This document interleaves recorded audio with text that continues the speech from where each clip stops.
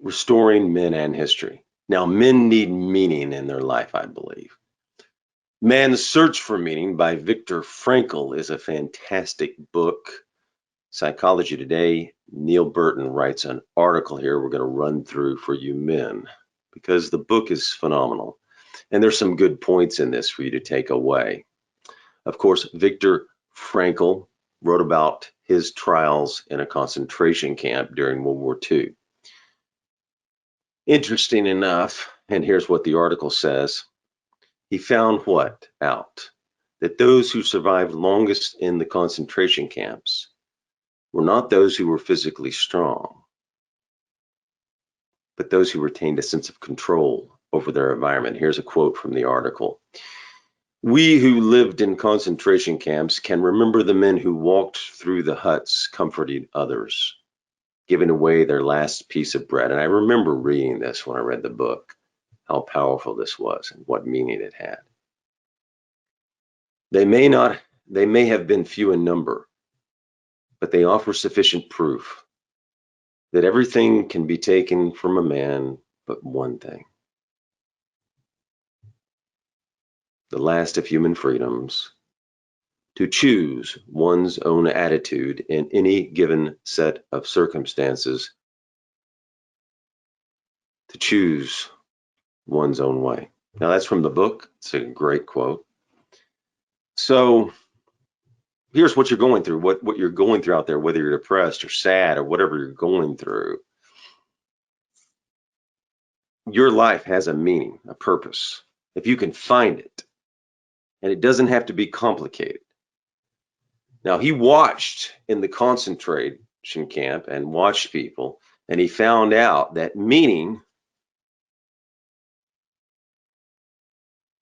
was the main drive, not power or pleasure. Okay? So meaning. And what did he find out? Here in the article, he says, according to Frankl, meaning can be found through experiencing reality by interacting authentically with the environment and with others. So you got to get out there, right? We always talk about getting out there. This is further proof.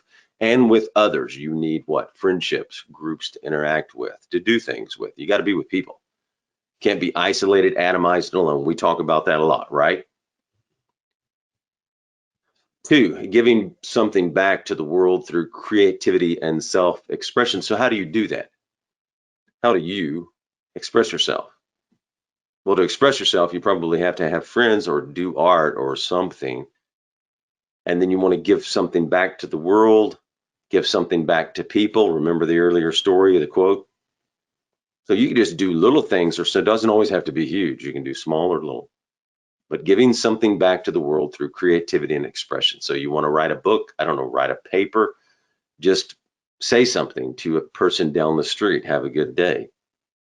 Make someone's life better, have an impact, make a difference. 3, changing our attitude when faced with a situation or circumstance that we cannot change. So circumstances change anyway, right? Your circumstance isn't static. Your circumstances change through life. So what do you have control over? You have control over how you face it, how you deal with your circumstances, right? How you face it and the attitude you choose.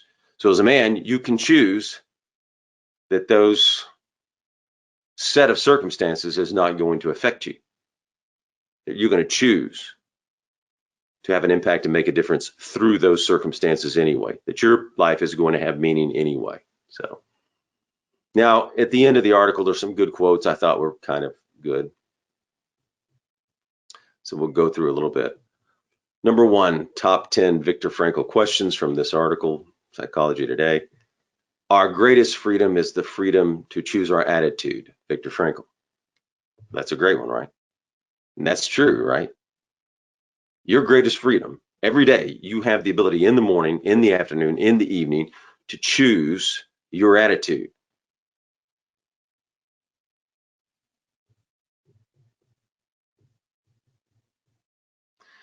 But there was no need to be ashamed of tears, for tears bore witness that a man had the greatest of courage. And this is great. This is fantastic.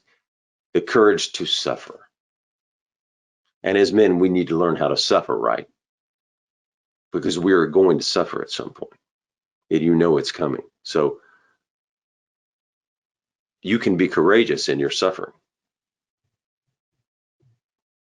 In some ways, suffering ceases to be suffering at the moment it finds a meaning, such as the meaning of a sacrifice. So we talk about meaning and purpose here all the time.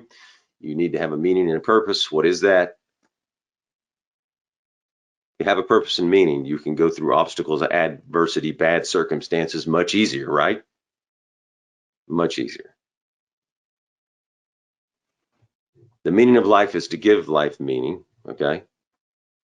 This is a great one right here, and I talk about this often sometimes.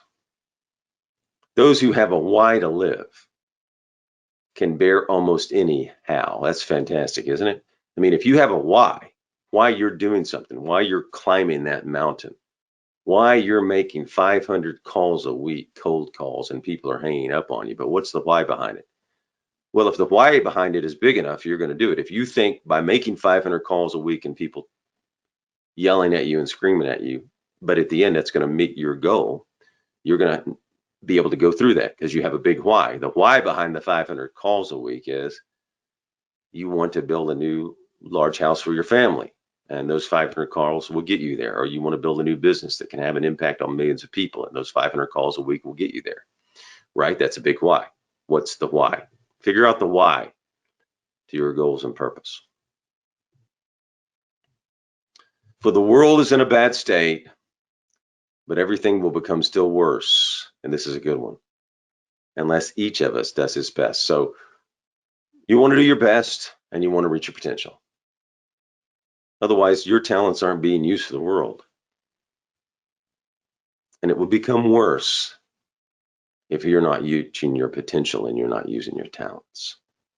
So I wanted to keep this short today because my friend Jeff said, hey, send out a short one. So we're doing that. So